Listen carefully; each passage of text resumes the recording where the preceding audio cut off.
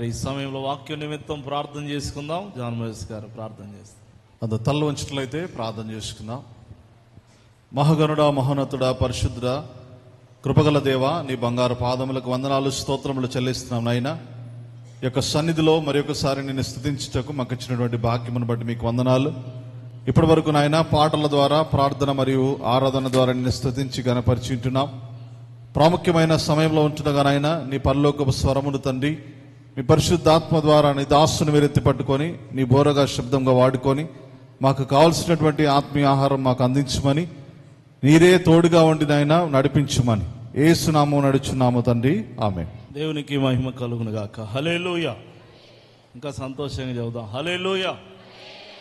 పరిశుద్ధ గ్రంథంలో నుంచి యెహెజ్కేలు గ్రంథం 9వ అధ్యాయము మొదటి వచనాన్ని ఒకసారి చూడండి. మరియు నేను చెవులారా వినున్నట్లు ఆయన గట్టిగా ఈ మాటలు ప్రకటించాను. ఒక్కొక్కడు తాను హతము చేయు ఆయుధము చేత పట్టుకొని ఇక్కడికి రండి అనేను. అంతలో ఒక్కొక్కడు తాను హతము చేయు ఆయుధము చేత పట్టుకొని ఉత్తర దిక్కున పై గవిని మార్గమున 6 మనుష్యులు వచ్చుచుండిరి. వారి మధ్య ఒకడు అవిసెనార బట్ట ధరించుకొని నడుమునకు లేకికొని సిరాబుడ్డి కట్టుకొని ఉండెను. వారు ఆలయమున ప్రవేశించి ఇత్తడి బలిపీఠమునద్ద నిలిచిరి. చిన్న మాట ప్రార్థన చేసుకుందాం. పరిశుద్ధుడైన తండ్రి, దయగలిగిన మా దేవా, నీకు స్తోత్రములు, వందనములు చెల్లిస్తున్నాం. ఈ సమయంలో మీ లేఖనాల ద్వారా మా అందరితో మీరు మాట్లాడండి. అని మీ శిలువ చాటున మరుగుపరుచుకొని మీ లేఖనాలు బయలుపరచమని ప్రార్థిస్తూ యేసు నామములో పొంది ఉన్నాము తండ్రి, ఆమేన్. యెహెజ్కేలుకు కలిగిన దర్శనములు చాలా ప్రత్యేకంగా ఉంటాయి, చాలా లోతైనవిగా ఉంటాయి. బైబిల్ గ్రంథంలో చాలా లోతైన గ్రంథాలు మరొక 3 ఉన్నాయి. అందులో యెహెజ్కేలు గ్రంథం ఒకటి, దానియేలు గ్రంథం ఒకటి, తర్వాత ప్రకటన గ్రంథం. ఈ 3 కూడా చాలా లోతైన విశ్లేషణలతో, దర్శనములతో రాయబడినటువంటి గ్రంథాలు. యెహెజ్కేలుకు వచ్చినటువంటి దర్శనంలో అందరూ కూడా ఆయుధములు పట్టుకొని రమ్మని దేవుడు ప్రకటించగా ఒక మాట విన్నాడు. దేవుడో దేవదూతో మొత్తానికి ఒక స్వరం ఆయన విన్నాడు. అది కూడా గట్టిగా చెప్పగా విన్నాడు. గట్టిగా అంటే ఒక పెద్ద అనౌన్స్మెంట్ చేసినట్టుగా ఆ స్వరాన్ని విన్నాడు. బాగా వినండి. ఆ స్వరాన్ని విన్నప్పుడు అందరినీ ఆయుధములు పట్టుకొని రమ్మంటున్నాడు. హతము చేయవారిని పిలుస్తున్నాడు. ఈ లోపల అటువైపు నుండి ఒక 7 కనిపిస్తున్నారు. 7 అంటే 6 మంది మధ్యలో ఒక ఆయన అవిసెనార బట్ట కట్టుకొని యాజకునిలాగా ఉన్నాడు, కానీ లేఖికుడిలాగా చేతిలో పత్రం పట్టుకున్నాడు. వారు మందిరం వైపుగా వస్తున్నారు, దేవుని ఆలయంలోనికి ప్రవేశిస్తున్నారు. బాగా వినండి. దేవుని ఆలయంలోనికి ప్రవేశిస్తుంటే అసలు ఏం జరుగుతుంది? ఇదంతా ఏమిటి? ఆయుధములు పట్టుకొని హతము చేయవారు రండని అనౌన్స్మెంట్ వినపడింది. ఇంకొక వైపు చూస్తేనేమో 7 బయలుదేరి వస్తున్నారు, 6 ప్లస్ మధ్యలో ఉన్నటువంటి ఆ వ్యక్తి. ఏమిటిదంతా అని అన్నప్పుడు దేవుడు అన్నాడు, ఇశ్రాయేలీయుల హేయ కృత్యములు చాలా ఎక్కువైపోయాయి, వారి విపరీత బుద్ధి చాలా ఎక్కువైపోయింది, వారిని హతము చేయ నేను ఆజ్ఞాపించుచున్నాను అని అన్నాడు. కరెక్టేనయ్యా, మరి ముందు పిలిచిన వాళ్ళందరూ హతము చేయడానికి వచ్చారు, ఓకే. మరి 7 మంది ఎందుకు వచ్చారు? వాళ్ళంతే మనుషులందరూ హతము చేయడానికి వస్తున్నట్టుగా కనిపించింది. మళ్ళీ 7 మంది వస్తున్నట్టుగా కనిపించింది. వాళ్ళెవరు అంటే అద్భుతమైన ఒక మాట ప్రభువు సెలవిచ్చాడు. అదిగో ఆ పత్రములో రాయబడినదేమనగా, ఎవరైతే లలాటము కలిగి దేవుని ముద్ర కలిగి ఉంటారో వారిని హతము చేయవద్దని ఆజ్ఞ ఇచ్చి పంపిన పత్రము అన్నాడు. గట్టిగా చప్పట్లు కొడుతూ దేవుని హల్లెలూయా. ఇప్పుడు ప్రశ్న ఏమిటంటే, ఆ లలాటము లేదా ఆ ముద్ర ఎవరి మీద ఉంటుంది, ఎవరి నొసటి మీద ఉంటుంది అని అన్నప్పుడు ప్రభు అన్నాడు, ఎవరైతే ఈ హేయ కృత్యములను చూచి, ఈ ప్రజలలో జరుగుతున్న దాష్టికమును చూసి, దుష్టత్వమును చూసి, పాపమును చూసి ఎవరైతే అంగలార్చుచున్నారో, ఎవరైతే కన్నీరు కార్చుచున్నారో వారి విషయంలో దేవుడు లలాటమును ముద్ర వేయమని చెప్పాడంట. నేను ఎందుకు ఈ మాట చెబుతున్నా అంటే, ఈరోజు నేను ఉదయకాలం చెప్పినప్పుడు అనే అంశాన్ని గురించి ఒక 3 భాగాలు చెప్పాను. ఇప్పుడు మరికొన్ని భాగాలు చెబుతున్నాను. దేవుని మందిరంలో మనం ప్రవేశిస్తున్నాం కానీ అండి, మనము నశించుచున్న మానవాళి కొరకు కన్నీటితో ప్రార్థన చేయడం లేదు. ఎవరిని దేవుడు, మీరు గమనించండి, ముద్ర వేయమంటున్నాడు. మీరు కింది వచనాల్లో చదివినట్లయితే చాలా స్పష్టంగా రాయబడిన మాట మీరు చదవండి. అంతలో ఒక్కొక్కడు తను హతము చేయు ఆయుధములను చేతపట్టుకొని ఉత్తర దిక్కున నున్న పై గవిని మార్గం 6 మనుషులు వచ్చుచుండిరి. వారి మధ్య ఒకడు అవిసనార బట్ట ధరించుకొని ఆ నడుమునకు లేఖకుని సిరాబుడ్డి కట్టుకొని ఉండెను. వారు ఆలయమున ప్రవేశించి ఇత్తలి బలిపీఠం వద్ద నిలిచిరి. తర్వాత చదవండి 4వ వచనం. యెహోవా యెరూషలేమును పట్టణంలో ప్రవేశించి చుట్టూ తిరిగి దానిలో జరిగిన హేయ కృత్యములను గూర్చి ఎవరైతే మూలుగిడుచు ప్రలాపించుచు ఉన్నారో వారి మీద లలాటముల గుర్తు వేయమని ఆజ్ఞాపించాడు. గట్టిగా చప్పట్లు కొడుతూ దేవుని హల్లెలూయా. మూలుగుచు ప్రలాపిస్తూ, అయ్యో నా ప్రజలు నశించిపోవచ్చు ఉన్నారు, వీరి సంగతి ఏమిటి, వీరి పరిస్థితి ఏమిటి అని గుర్తు వేయమని దేవుడు పంపించాడు. దేవదూతల్ని 6 పంపించాడు. ఇప్పుడు బాగా వినండి. ఇప్పుడు యెహెజ్కేలు హతము చేసే వాళ్ళు వచ్చారు, బయలుదేరారు. హతము చేసేవారు వచ్చి హతం చేస్తున్నారు అందరినీ. హతం చేసేవారు వచ్చి అందరినీ హతం చేస్తుంటే యెహెజ్కేలుకి ఎట్లా కనిపిస్తుందంటే, దర్శనం ఎట్లా కనిపిస్తుందంటే, బాగా వినండి, అతను ఒక్కడిని తప్ప అందరినీ చంపేస్తున్నట్టుగా అనిపించింది కళ. అంటే పరిస్థితి ఎంత దారుణంగా ఉంది చూడండి. ఆ వచనం కింద ఉంటుంది. ఎన్నో వచనం చూడండి, ఎన్నో వచనం, 8వ వచనం. నేను తప్ప మరెవరూ శేషించకుండా వారందరినీ హతము చేయుట నేను చూచి సాష్టాంగ పడి తిని. అంటే పరిస్థితి ఎలా ఉందంటే, 100కో 1,00,000కో ఒక్కడ అంటారు కదా, సామెత ఒకటి ఉంటుంది లోకంలో. ఎవడు కూడా మూలిగిడేవాడు లేడు, కన్నీరు గాడ్చేవాడు లేరు, నాశనం ఏడినవాడు నాశనం అవ్వని అంటున్నాడు. భక్తి చేసిన ఆచారంగా చేస్తున్నాడు, అలవాటుగా చేస్తున్నాడు. హృదయం అంతా కుమ్మరించి ప్రభు కొరకు, ప్రభు రాజ్య స్థాపన కొరకు కన్నీరు విడిచేవారు లేరు, రోదనము చేసేవారు లేరు, అంగలార్పు మరి చేసేటువంటి వారు లేరు. అటువంటి దీనకరమైన పరిస్థితుల్లో ఈ యెహెజ్కేలు అంటాడు, దేవా ఈ ఘోరాన్ని నేను చూడలేక పోతాను. నేను తప్ప ఎవడు మిగలట్లేదయ్యా, నేను తప్ప ఎవడు కనపడట్లేదు, అందరూ హతమైపోతున్నారు. ఈ ప్రజల్ని రక్షించయ్యా, ఈ ప్రజల్ని క్షమించయ్యా అని యెహెజ్కేలు మొరపెడుతున్నాడు. చదువుతారా మాట. నేను తప్ప ఎవరినూ శేషించకుండా వారు హతము చేయుట నేను చూచి సాష్టాంగపడి వేడుకొని, అయ్యో ప్రభువా యెహోవా, యెరూషలేము మీద నీ క్రోధము కుమ్మరించి ఇశ్రాయేలులో శేషించిన వారందరినీ నశింపజేయుదువా, అయ్యో వేడుకుంటున్నాడు, కన్నీరు గారుస్తున్నాడు. ప్రియమైన వాళ్ళారా, ఈనాడు మందిరంలో ప్రవేశించడం అనేది గొప్ప విషయం కాదు.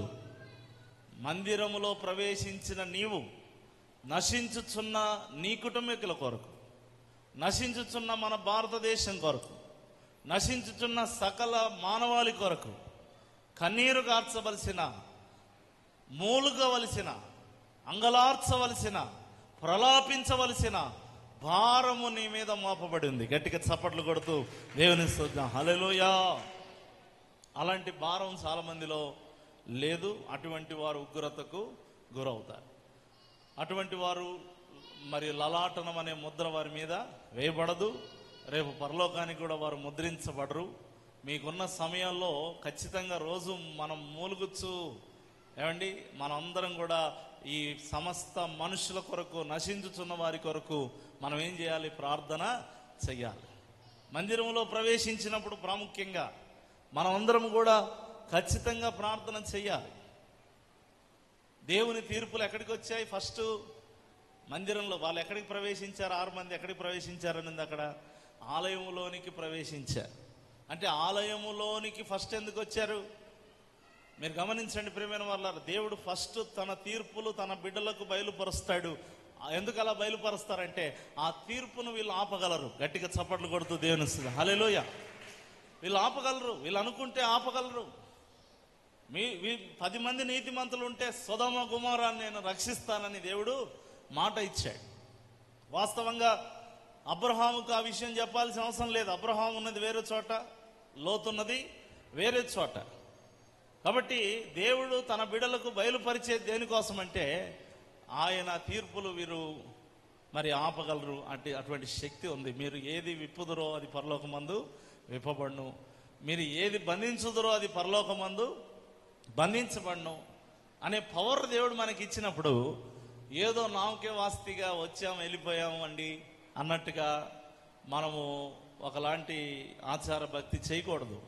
ఇక్కడికి వచ్చినప్పుడంతా భారంతో ప్రార్థన చేయాలి. మీరు చూడండి, చాలామంది ఇప్పుడు మీ గురించి మీకే చెబుతున్నా, ప్రార్థన చేసుకుందాం అన్నప్పుడు మామూలుగా మైక్ తీసుకొని 2-3 ప్రార్థన చేస్తారు. మిగతా వాళ్ళందరూ వాళ్ళు సైలెంట్గా ఉంటారు. వాళ్ళు ప్రార్థన చేస్తున్నారు అనుకుంటే పొరపాటే. కావాలంటే వాళ్ళకి ఇప్పుడు అర్థమై ఉంటుంది, నా గురించే చెబుతున్నారు.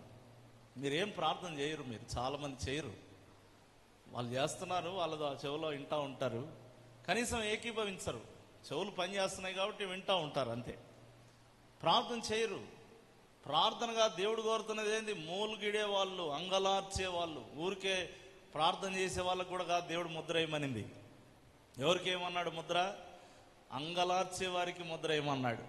మూలిగే వారికి, ప్రలాపించే వారికి ముద్ర వేసి వాళ్ళని ఏమీ అనవద్దు, వాళ్ళు తీర్పుకు నుంచి తొలగిపోయారు అని దేవుడు సెలవిచ్చాడు. ఈరోజు నేను ఒకటే మీకు తెలియజేస్తున్న ప్రాముఖ్యంగా మొదటి మాటగా నేనేం చెబుతానంటే, దేవుని మందిరములో ప్రవేశిస్తున్న నీవు యెహెజ్కేలు వలె అయ్యో ప్రభువా అని నీ ప్రజల నిమిత్తం నువ్వు వేడుకొందువుగాక. గట్టిగా చప్పట్లు కొడుతూ దేవుని స్తుతి, హల్లెలూయా. అలా వేడుకోకపోతే నీవు కూడా తీర్పుకు ఖచ్చితంగా నిలబడతావు. ఆ భారం నీలో లేకపోతే, ఆ బాధ్యత నీలో లేకపోతే నీవు నిజ క్రైస్తవురాలివి కాదని కూడా నేను ప్రభు పేరట చాలా నిక్కచ్చిగా ఈ మాట నేను చెప్పగలుగుతున్నా. ఇది మొదటి మాట. దేవుని మందిరంలో ప్రవేశించే వాళ్ళు ఎలాగుండాలి? దేవుని ప్రజలందరి కొరకు మాత్రమే గాక నశించిపోతున్న ప్రజలందరి కొరకు కూడా, హేయ కృత్యములు చేసే వారి కొరకు, మూలిగే వారిగా, అంగలార్చేవారిగా, యెహెజ్కేలు వంటి వారిగా మనము ఉండాలి. రెండవదండి, దేవుని మందిరములో ప్రవేశించేటువంటి వారు ఎలా ఉండాలి అనేది రెండవ మాట నేను చెబుతున్నాను. 2వ దినవృత్తాంతముల గ్రంథం 30వ అధ్యాయము 8వ వచనం. త్వరగా నేను ఈ కొద్ది మాటలు ముగిస్తాను, జాగ్రత్తగా వినండి. మీ పితరుల వలె మీరు అవిధేయులు కాక యెహోవాకు లోబడి ఆయన శాశ్వతముగా పరిశుద్ధపరిచిన ఆయన పరిశుద్ధ మందిరములో ప్రవేశించండి. దేవునికి స్తోత్రం, హల్లెలూయా.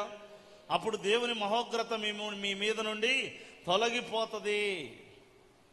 ఏం చేయాలి? విధేయులై లోబడి మందిరంలోకి రావాలంట. కొంతమంది ముందే ఆయన ఏం చెప్పినా వినకూడదు మేము అని వచ్చి కూర్చుంటారు, ఇంకా వినరు, మారరు. ఏమండి, దేవుడు అంటాడు నువ్వు మందిరంలో ప్రవేశించేటప్పుడే ఏమని డిసైడ్ అవ్వాలంటే, అయ్యా నేను నీకు విధేయురాలను అవుతా, నీకు లోబడతా, నీ మాట వింటా. అందుకొరకే కదా మందిరానికి ఇంత దూరం వస్తున్నా, పని కట్టుకొని ఇల్లు వదిలిపెట్టి దేవుని మందిరంలోనికి నేను అడుగు పెట్టింది నీకు లోబడ్డానికే, విధేయత చూపడానికే, వినిపోవడానికి రాలా, విధేయత చూపడానికి వచ్చాను. ఎంతమంది ఈ మాట కట్టుబడి ఉన్నారు? మీరు ఒకసారి ఆలోచన చేయండి. వినిపోవడానికి రాలేదు, విధేయత చూపడానికి వచ్చానన్న వాళ్ళు చేయొద్దండి. నేనైతే చేయొద్దా? దేవుని స్తోత్రం, హల్లెలూయా. వినిపోతే మీరు ఎప్పటికీ మారరు. మీరు వినువారు మాత్రమై ఉండి మిమ్మల్ని మీరు మోసపుచ్చుకోవద్దండి. విధేయత చూపాలి. యేసు ప్రభు శిలువ మరణము పొందినంతగా తాను ఏం చూపించాడంట? విధేయత చూపించాడు. మనం అంత విధేయత చూపలేములే, కనీసం చిన్న చిన్న విషయాల్లో మనం విధేయత చూపేవారిగా ఉండాలి. దేవునికి విధేయత చూపేవారంటే చాలా ఇష్టం. విధేయులకు పిల్లలై పూర్వం మీకుండిన అజ్ఞాన దశలో మీరు ప్రవర్తించినట్లు మీరు ప్రవర్తించకుండా ఉండునట్లు మీరు జాగ్రత్త పడాలని వాక్యం సెలవిస్తుంది. అంటే మొదట దేవుడు ఏ మాటతో స్టార్ట్ చేస్తున్నాడు? విధేయులకు పిల్లలై అనే మాటతో మొదలు పెడుతున్నాడు. ఒక క్రైస్తవునికి ఉండవలసిన ప్రప్రదికమైనటువంటి ప్రాథమికమైనటువంటి గుణాతిశయం ఏదైనా ఉందంటే అది విధేయత చూపడమే. దేవుని మందిరములో నువ్వు అడుగు పెట్టిన ప్రతిసారి, దేవుని మందిరములో ప్రవేశించిన ప్రతిసారి, అయ్యా నేను నీకు విధేయుడనై ఉంటాను, నేను బలహీనుడనై ఉండొచ్చు, నేను పాపినై ఉండొచ్చు, పెద్దగా తలాంతులు లేనివాడినై ఉండొచ్చు, పెద్దగా వరాలు లేనివాడినై ఉండొచ్చు, పెద్ద స్వరము లేని దాన్ని అయి ఉండొచ్చు, పెద్ద కానుక ఇవ్వగలిగిన డబ్బు లేని దాన్ని అయి ఉండొచ్చు, కానీ నాకంటూ నీకు విధేయత చూపే మనస్సు ఉంది అని కనుక మీరు ఎంటర్ అయితే మిమ్మల్ని ఉన్నతంగా దేవుడు ఎత్తి పట్టుకుంటాడు. గట్టిగా చప్పట్లు కొడుతుంది దేవునికి. హల్లెలూయా, హల్లెలూయా. అందుకే అలా ప్రవేశించండి. దేవుని మందిరంలోనికి మీరు ప్రవేశించేటప్పుడు మరి మీ ప్రవర్తన జాగ్రత్తగా చూసుకోమని వాక్యం సెలవుస్తుంది కదా. ఏ రీతిగా ప్రవర్తన చూసుకోవాలి అంటే ముందు మీరు ప్రార్థించే వారిగా మారాలి. ఇది సమస్త జనులకు ప్రార్థన మందిరం అనబడును. It's the place of prayer. కానీ జరగకుండా ఉన్నదే ప్రేయర్. మందిరాల్లో ఈనాడు వర్షిపులు ఎక్కువైపోయాయి, అన్నీ ఎక్కువైపోయాయి. ఏమండి, బోధకులు కూడా ఎక్కువైపోయారు. ఎక్కడ చూసినా మనకు బోధకులు అందుబాటులో ఉంటున్నారు. ఉండవలసింది ప్రార్థన, చేయవలసింది ప్రార్థన. ప్రార్థన జరగాలి. ఖచ్చితంగా మనందరము ప్రార్థన చేసేటప్పుడు ఏకీభవించాలి, ప్రార్థించాలి, మొరపెట్టాలి, కన్నీరు గార్చాలి. ఖచ్చితంగా దేవుడు సహాయం చేస్తారు. తర్వాత మందిరంలోనికి ప్రవేశించేటప్పుడు విధేయత చూపాలి, లోబడాలి. ఇది సెకండ్ చాలా ప్రాముఖ్యమైన ప్రయారిటీ కలిగినటువంటి విషయం. మూడోది నేను చెబుతాను. దేవుని మందిరంలోకి ప్రవేశించేటప్పుడు అంట పరిచర్య చేయడానికి ప్రవేశించాలంట. ఏం పరిచర్య చేస్తారు? నేను వాక్య పరిచర్య చేస్తున్నా. వాక్యం చెప్పడం కూడా పరిచర్య. పాటల పరిచర్య అని ఉంది. దినవృత్తాంతంలో సొలొమోను గురించి చెప్పినప్పుడు ఏం పరిచర్య అంట? పాటల పరిచర్య. కొంతమంది మరి రకరకాలుగా వారి పరిచర్య విధానాలు ఉంటాయి.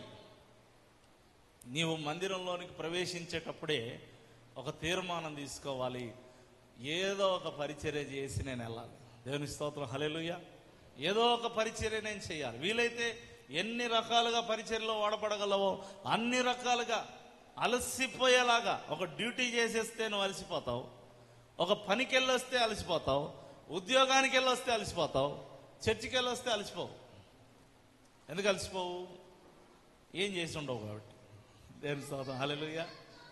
నేను చర్చికి పోయి వచ్చి ఖచ్చితంగా అలసిపోతా అన్నోళ్ళు చేయొద్దండి ఒకసారి. నేను ఎత్తుతా, నేను అలసిపోతా, మీరు కూడా ఎత్తండి. ఏం అలసిపోవట్లేదా? దేవుని స్తోత్రం, హల్లెలూయా. అలసిపోయేంత వాడబడాలి ప్రభు కొరకు. అలసిపోయేంత. మామూలుగా బయట అలసిపోతేనే మీకు జీతం ఇస్తున్నారు, ఇక్కడ అలసిపోతే ఇంకా ఎంత పెద్ద జీతం ఇస్తాడు ఆయన చూసుకోండి మీరే. దేవుని స్తోత్రం, హల్లెలూయా. మీరు గమనించండి ప్రియమైన వాళ్ళ, సుఖకరమైన భక్తి చేయొద్దండి. పరిచర్య చేయడానికి ఎంటర్ అవ్వండి. వాక్యం చెబుతుంది, నేను కాదు. పరిశుద్ధ గ్రంథములో యెహెజ్కేలు గ్రంథం 44వ అధ్యాయము 16వ వచనం నుంచి చదవండి. వారే నా పరిశుద్ధ స్థలములో ప్రవేశింతురు, పరిచర్య చేయుటకై వారే నా బల్ల యొద్దకు వత్తురు, వారే నేను అప్పగించిన దాన్ని కాపాడుదురు. ఇదే ప్రభువు యెహోవా వాక్కు. గట్టిగా చప్పట్లు కొడుతూ దేవుని హల్లెలూయా. నీ పరిచర్యను తుదముట్టించుటేనా నియమమాయనే, నీ సన్నిధిలో నీ పొందుకోరి నీ వారసుడానై. ఆహా నా ధన్యత, ఓహో నా భాగ్యమో, ఏమని వివరింతును, ఏమని వివరింతును. నేనెందుకు నీ సొత్తుగా మారితిని, యేసయ్యా నీ రక్తమోచే కడుగబడినందున, నీ అనాది ప్రణాళిక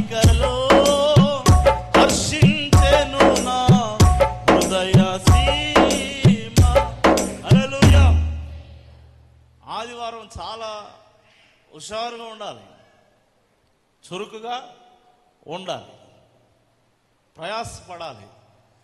నీ పక్కన ఏదైనా పట్ట ఉంటే మడతేసిపోండి, నీ పక్కన ఏదైనా కుర్చీ ఉంటే పక్కకు తీసి పోండి, వీలైతే పని కట్టుకొని పని చేయండి. పాటలు పాడే వరం ఉంటే ఇంట్లో కూర్చోవద్దండి, ముందే వచ్చి పాట పాడండి. టైం అంతా అయిపోయినాక వచ్చేది నా దగ్గర మైక్ రాట్లా అని బాధపడతారు. ప్రార్థన చేసేవాళ్ళు ముందే వచ్చి ప్రార్థన చేయండి, మీ పరిచర్యలో మీరు వాడబడండి, వారే నా యొద్దకు వత్తురు అనింది. ఏమన్నాడు దేవుడు? ఎవ్వరు వాళ్ళని వెనక పెట్టి తోయాల్సిన అవసరము లేదు, వారే నా యొద్దకు వత్తురు, వారే వచ్చేస్తారు. ఎవ్వరు వాళ్ళని ప్రోద్బలం చేయాల్సిన అవసరంలా, ప్రెజర్ పెట్టాల్సిన అవసరంలా, రండమ్మా టైం అవుతుందని మొత్తుకోవాల్సిన అవసరము ఉండలేరు వాళ్ళ ఇండ్ల దగ్గర. వాళ్ళకి ఆసక్తి దేవుడు ఇచ్చాడు, దేవుడు నడిపిస్తాడు దేవుని మందిరం. కాబట్టి 3వ నియమం, దేవుని పరిశుద్ధ మందిరంలోనికి ప్రవేశించేటప్పుడు నీవు పరిచర్య చేయుటకై రావాలి, పరిచర్యలో వాడబడుటకై రావాలి. కేవలము మరి ఏ పరిచర్య చేయని వ్యక్తులుగా ఉండకూడదు. కాబట్టి పరిచర్య చేయండి, ఆ పరిచర్యను బట్టి దేవుడు మిమ్మల్ని ఆశీర్వదిస్తాడు. 4వ మాట చెప్తాను, నేను త్వరగా ముగిస్తాను, దయచేసి గమనించండి. 1 దినవృత్తాంతముల గ్రంథం 24:19 చదువుదాం. 1 దినవృత్తాంతముల గ్రంథం 24:19. ఇశ్రాయేలీయుల దేవుడైన యెహోవా వారి పితరుడగు అహరోనునకు ఆజ్ఞాపించిన కట్టడ ప్రకారం వారు తమ పద్ధతి చొప్పున యెహోవా మందిరంలో ప్రవేశించిరి. గట్టిగా చప్పట్లు కొడుతూ దేవుని స్తుతిద్దాం. హల్లెలూయా. ఎట్లా ప్రవేశించాలో దేవుని మందిరానికి? పద్ధతి, క్రమం, మర్యాద. చాలా మందికి పద్ధతి ఉండదు, సంతకు వచ్చినట్టు వస్తారు. మీకు అర్థమవుతుందా? ఎగ్జిబిషన్కి వచ్చినట్టు వస్తారు. ఎగ్జిబిషన్ చూస్తే ఎవడు ఎప్పుడన్నా రావచ్చు, ఎప్పుడన్నా పోవచ్చు. దయచేసి గమనించండి, పద్ధతి అనేది ఉండాలి. మనము వేసుకునే వస్త్రాల్లో పద్ధతి ఉండాలి.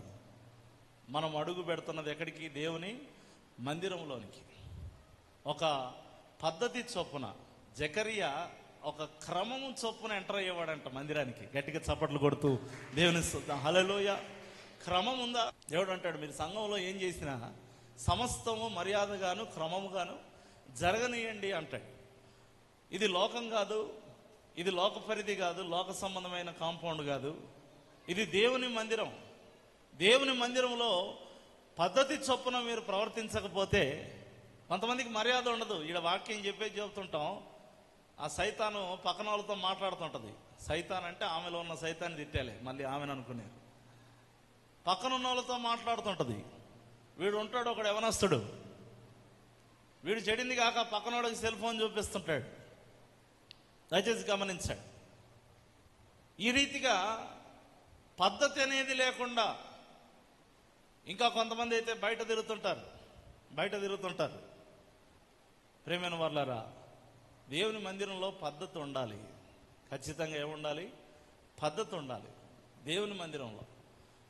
ఇక్కడనే కాదండి, సేవకుల మీటింగ్ కూడా నేను వెళ్తాను కదా, ఈ చూస్తారు వీడియోలో చెప్తున్నా. సేవకుల మీటింగ్లో కూడా కొంతమంది పాస్టర్లు లోపల కూర్చునే బుద్ధి ఉండదు వీళ్ళకి. లోపల ప్రార్థన జరుగుతుంటుంది, వాక్యం జరుగుతుంటుంది, పాటలు పాడుతుంటారు. మనోడు చర్చిలో మైకు పట్టుకొని మీరు పద్ధతి క్రమం అంటాడు కదా, ఈ సేవకుల మీటింగ్లో బయట కూర్చొని బయట నిలబడి వ్యవహారాలు పెట్టి ఉంటాడు. ప్రేమైన వల్ల లోపలికి రండి అంటే కూడా రాడు. విశ్వాసులైతే ఇంకా చెప్పక్కర్లేదు. చాలా మంది ప్రేమైన వాళ్ళ వారికి పద్ధతి లేదు.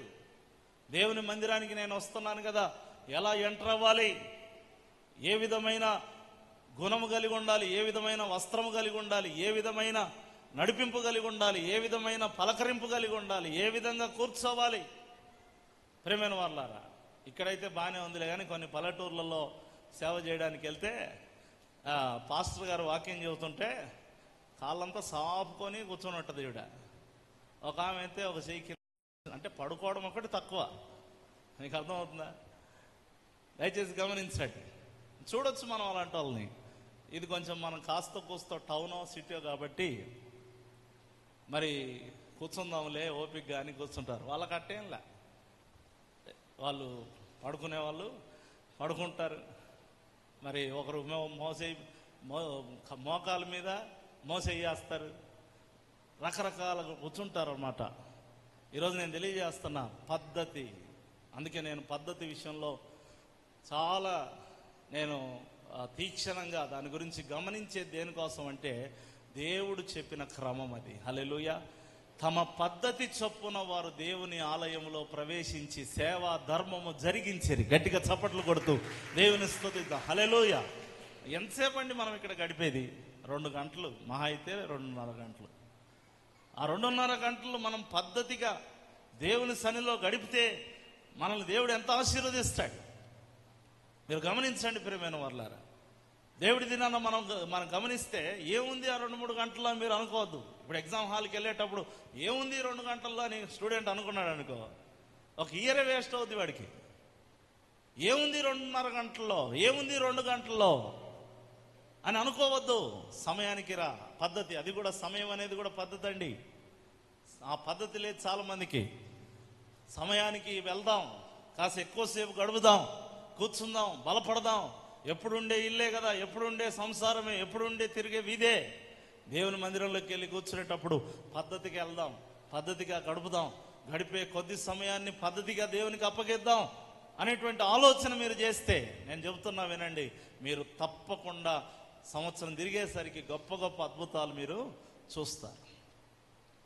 ఎందుకంటే దేవుడు ఆయన అటువంటి వారికి మేలు చేస్తాడు. నమ్మకమైన వానికి దీవెనలు మెండుగా కలుగుతాయి అన్నాడు. దేవునికి స్తోత్రం కలుగునుగాక. హల్లెలూయా. 4 విషయాలు నేను చెప్పాను. ఆఖరిగా ఒకే ఒక మాట చెప్పి నేను ముగించేస్తాను. పరిశుద్ధ గ్రంథములో నుండి వీళ్ళు ఎట్లాంటి వాళ్ళు అంటే లాస్ట్లో నేను చెబుతాను. ఇప్పుడు ఏమేం చెప్పాను చెప్పండి. మందిరంలోనికి ప్రవేశించి ఏం చేయాలి? కన్నీటితో ప్రార్థన చేయాలి. రెండవది లోబడి ప్రవేశించాలి. అంటే ప్రవేశించేటప్పుడే విధేయతతో మనము ఎంటర్ అవ్వాలి. మూడవది పరిచర్య చేయడానికి ప్రవేశించాలి, ఏదో ఒక పనిలో వాడబడాలి. 4వది పద్ధతి క్రమాన్ని పాటిస్తూ ప్రవేశించాలి. పద్ధతి క్రమము లేకుండా నువ్వేనాడు నిజ క్రైస్తవుడివి కాలేవు. ఇక ఆఖరిది నేను చెబుతున్నాను. వీళ్ళు ఎట్లాంటి వాళ్ళు అంటే వేషధారులు అన్నమాట. వాళ్ళు అంటారంట ఇది దేవుని ఆలయము, ఇది దేవుని ఆలయము, ఇది దేవుని ఆలయం అంటారంట. కానీ అంతా సున్నా. మాటలు చెప్తారంట కానీ వాళ్ళ నడకలో ప్రవర్తన మార్పు ఉండదు. దేవుడే అన్నాడు ఈ మాట ఇర్మియా గ్రంథములో. నేను చూపించి ముగిస్తాను. 7వ అధ్యాయము మీరు 1వ వచనం నుంచి చదవండి. యెహోవా యొద్ద నుండి ఇర్మియాకు ప్రత్యక్షమైన వాక్కు, నీవు యెహోవా మందిర ద్వారమున నిలబడి ఈ మాట అచ్చటనే ప్రకటించు. అంటే మందిరం డోర్ దగ్గర ఉన్న మెసేజ్. ఇప్పుడు నేను ఆ డోర్ దగ్గర మెసేజ్ చెబుతున్నాను. నేను డోర్ దగ్గర మెసేజ్ చెబుతున్నానా, ఫుల్ ఫిట్ దగ్గర మెసేజ్ చెబుతున్నాను?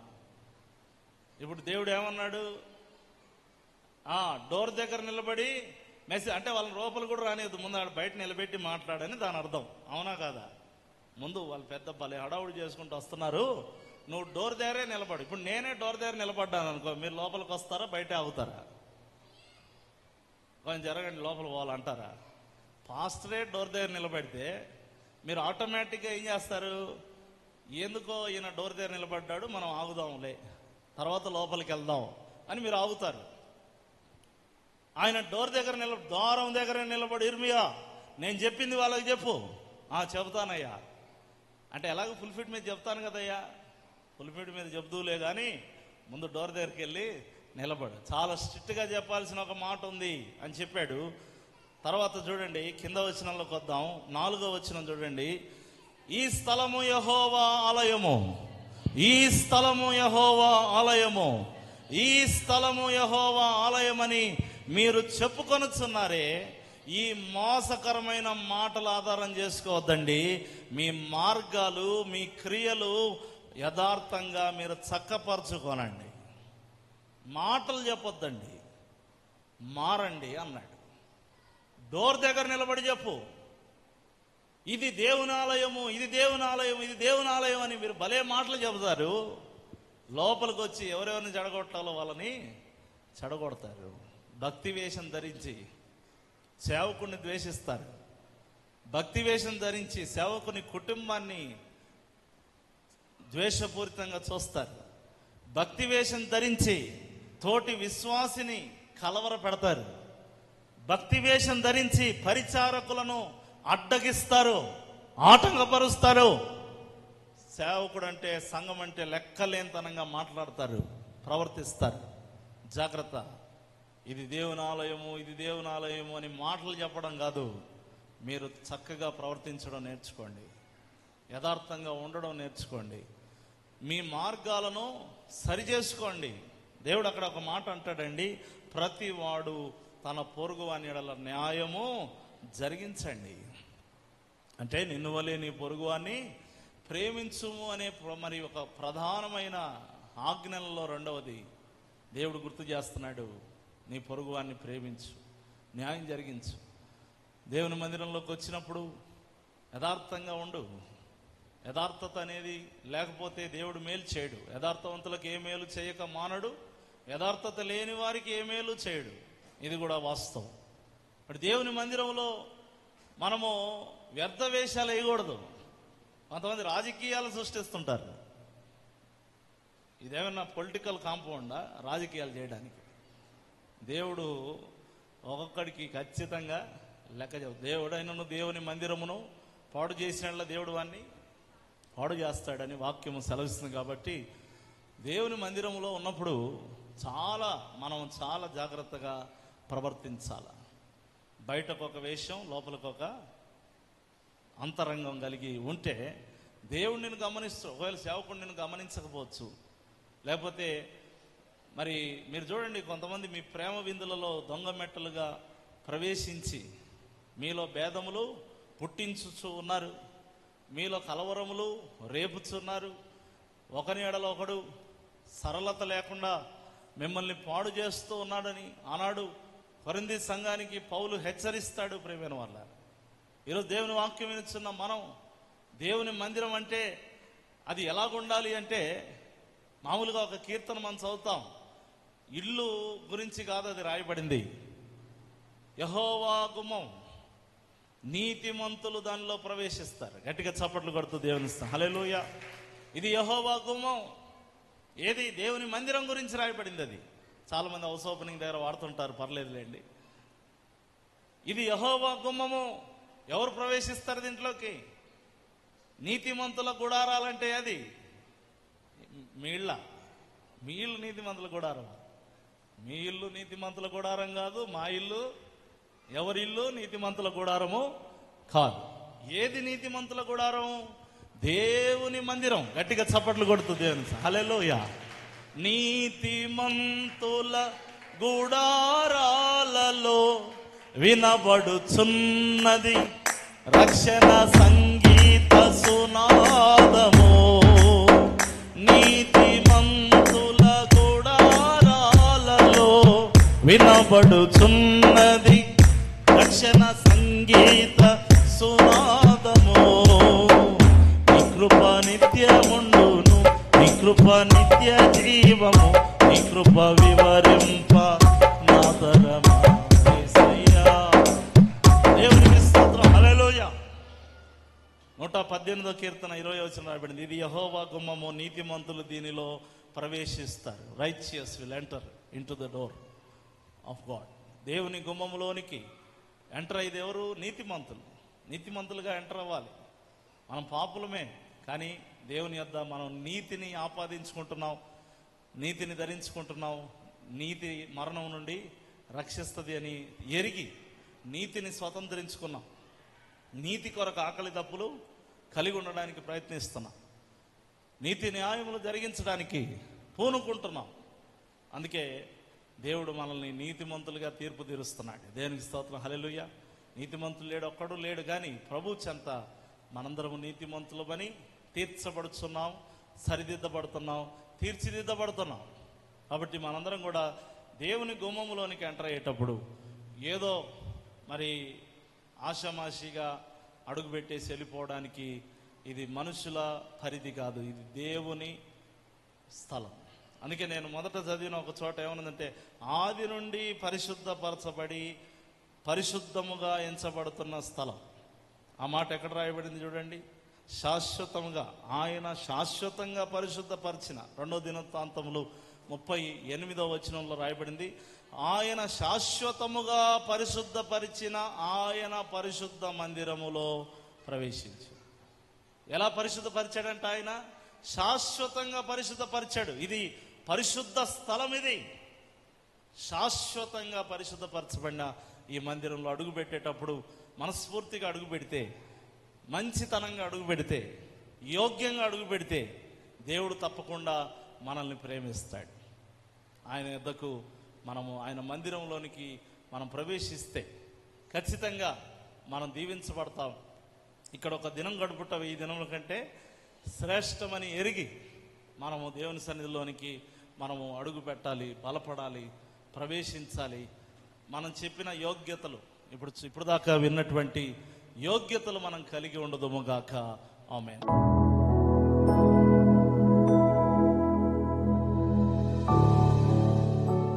ప్రార్థన చేసుకుందాం. అందరూ కూడా ఏకీభవించుతామండి మోకాళ్ళ మీద ఉండి. నిజంగా ఆనాడు తీర్పులు మందిరంలోనికి వచ్చాయి. అప్పుడు యెహెజ్కేలు మందిరంలో నుండి వేడుకుంటున్నాడు, అయ్యో ప్రభువా, నా జనులు నశించిపోకూడదు. ఎప్పుడైనా మీరు మందిరంలోనికి ప్రవేశించినప్పుడు ప్రజలు నశించుచున్న వారి కొరకు మీరు ప్రార్థన చేశారా? మూలుగుచూ ప్రార్థన చేయాలి, ప్రలాపిస్తూ ప్రార్థన చేయాలి, అంగలారుస్తూ ప్రార్థన చేయాలి. దేవుని మందిరంలో ప్రవేశించేటప్పుడు విధేయత కలిగి లోబడే స్వభావంతో ప్రవేశించాలి. దేవుని మందిరంలో ప్రవేశించేటువంటి నడిపింపు మీకు ఉన్నప్పుడు ఖచ్చితంగా లోపలికి వచ్చిన తర్వాత ఒక పద్ధతి, క్రమాన్ని మీరు పాటించాలి. దేవుని మందిరంలో అడుగుపెట్టిన మీరు ఖచ్చితంగా యథార్థత చూపించాలి, యథార్థవంతులుగా మీరు ఉండాలి. ఇది దేవుని ఆలయం అని పై మాటలకు చెప్పి లోపల కుట్రపూరితమైన గుణాలు కలిగి ఉండకూడదని ద్వారమునొద్దే నిలబడి చెప్పమని యిర్మీయాకు దేవుడు ఖండించాడు. వారందరినీ ఖండించమని చెప్పాడు. ఇతబడిన వాక్యం ఫలింపు చేసి ప్రతి హృదయములో ముద్ర వేయమని యేసు నామములో పొంది ఉన్నాము తండ్రి. ఆమేన్.